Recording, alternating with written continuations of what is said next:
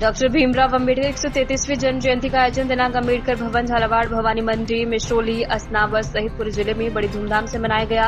झालावाड़ में ताराचंद वर्मा मुख्य वैज्ञानिक और मुख्य अतिथि में संपन्न हुई समारोह की अध्यक्षता अधीक्षण अभियंता हुकुमचंद मीणा द्वारा की गई एवं समारोह के वरिष्ठ अतिथि ओम प्रकाश चांदोलिया, पुलिस उप अधीक्षक अधिशासी अभियंता रामबाबू जाटवे, ब्रजमोहन बेरवा सहित रैली में सर्व समाज के सामाजिक पदाधिकारी, कार्यकर्तागण एवं अधिकारी कर्मचारी गण शामिल रहे। रैली खेल संकुल से प्रारंभ होकर बड़ा बाजार, मंगलपुरा, मामा भांजा चौराहा होती हुई अम्बेडकर सर्किल बस स्टैंड होती हुई अम्बेडकर भवन में आयोजित जयंती समारोह में तब्दील हुई।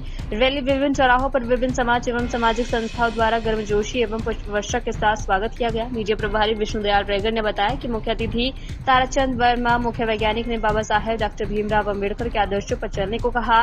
हुकुमचंद मीणा ने जयंती का समारोह का आयोजन गांव-गांव में किया जाए और ज्यादा से ज्यादा लोगों को जयंती से जोड़ा जाए और बाबा साहब के प्रतीक चिन्हों पर चलने को कहा। समारोह में विशिष्ट अतिथि पुलिस उप अधीक्षक ओम प्रकाश चांदोलिया ने बाबा साहब के मूल मंत्र शिक्षित बनो, संगठित रहो और संघर्ष करो को सार्थक करने पर जोर दिया।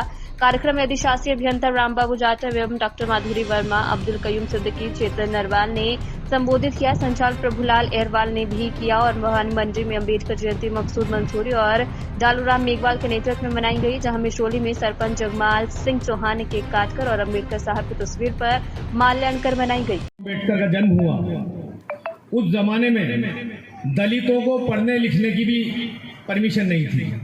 अगर कोई बच्चा पढ़ता था तो कानों में शीशा पिघला के डाल दिया जाता था और अगर कोई पढ़ता था तो या तो उसके कान काट दिए जाते थे या नाक काट दी जाती थी। इस तरीके का मतलब बड़ा अपमानित करके करा जाता था। उस जमाने में बाबा साहब डॉक्टर भीमराव अम्बेडकर ने जब वो शिक्षा ग्रहण करने गए तो स्कूलों के अंदर दलित बच्चों का कोई एडमिशन नहीं था, लेकिन चूंकि बाबा साहब डॉक्टर भीमराव अम्बेडकर बहुत इंटेलिजेंट थे तो उन्हें जब अंग्रेजों ने उन्हें पढ़ने की परमिशन दी तो उनके ऊपर समाज कंटकों ने रोक लगाई। तो आपने जिस जगह जूते खुलते हैं दरवाजे के बाहर, उन जूतों में बैठकर पढ़ाई करी और आज उन जूतों में बैठकर पढ़ाई करने के बाद उन्होंने देश नहीं पूरी दुनिया का सबसे बड़ा संविधान जो हमारे देश आज 14 अप्रैल को पूरे भारतवर्ष में और दुनिया में मनाई जा रही है। आज हम यहाँ बाबा साहेब अम्बेडकर जयंती के अवसर पर उन्हें याद कर श्रद्धांजलि अर्पित करने के लिए एकत्रित हुए हैं।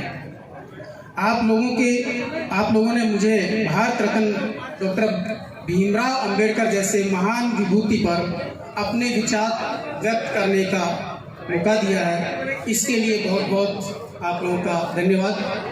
डॉक्टर भीमराव अम्बेडकर का जन्म 14 अप्रैल 1891 को मध्य प्रदेश के महू में एक दलित परिवार में हुआ था। वह महार जाति से ताल्लुक़ रखते थे, जिसे उस समय अछूत समाना माना जाता था। इसके चलते बचपन से ही अम्बेडकर जी को समाज में काफ़ी भेदभावपूर्ण व्यवहार सहना पड़ा। अपने स्कूल में वह अकेले दलित छात्र थे। उन्हें अन्य बच्चों से अलग बैठाया जाता था और उनसे कोई दूसरा बच्चा बात करने के लिए भी राजी नहीं था।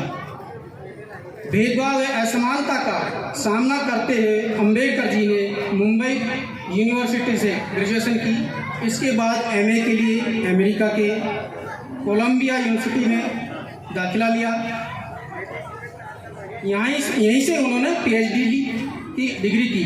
लंदन स्कूल ऑफ इकोनॉमिक्स से MSc, master of science, DSC, doctor of science, graduation.